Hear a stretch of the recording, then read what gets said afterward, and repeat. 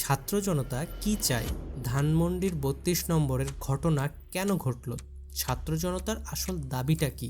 চলুন সত্যের খোঁজে বের হই। ধানমন্ডি ৩২ নম্বরে গতকাল যা ঘটল সেটা নেত্রকোনা রহিম ভাইয়ের হজমের চেয়েও বেশি পেঁচালো। ছাত্র জনতা আসলে কি চায়? তারা কি ন্যায্য দাবি তুলেছে, নাকি পুরাই গরম লাগে গরম মুডে চলে গেছে? চলেন একে একে জানি সব। একটু চোখ বন্ধ করেন।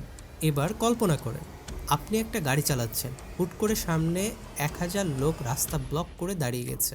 আপনি কি করবেন? এ, ঘুরে যাবেন।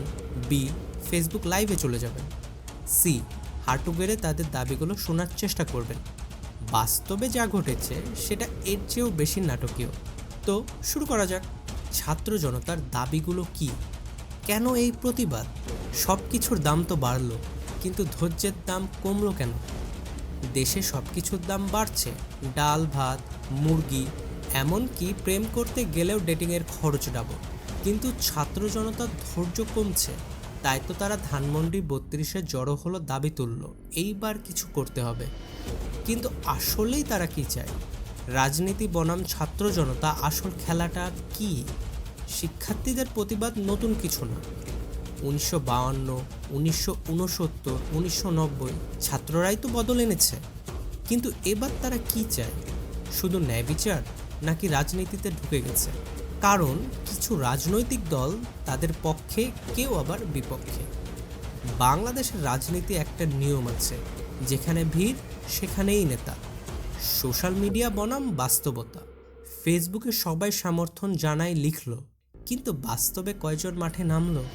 অনলাইন বিপ্লব বনাম অফলাইন রিয়ালিটি, কোনটা জিতবে? কিন্তু ছাত্রদের দাবি কি ন্যায্য? ভবিষ্যৎ কই যাচ্ছে?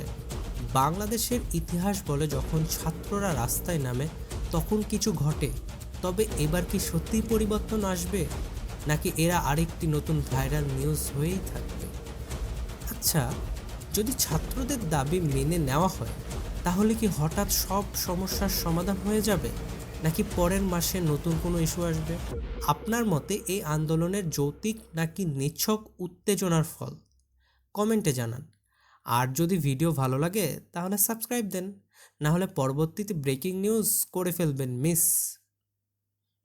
ধানমন্ডি ৩২-এ যেখানে বঙ্গবন্ধুর প্রতিকৃতিতে ফুল দিয়ে শ্রদ্ধা জানাতো আওয়ামী লীগের নেতাকর্মীরা, সেই জায়গাটায় কিন্তু এখন কাঙালি ভোজের আয়োজন করা হয়েছে, খিচুড়ি রান্না করা হয়েছে।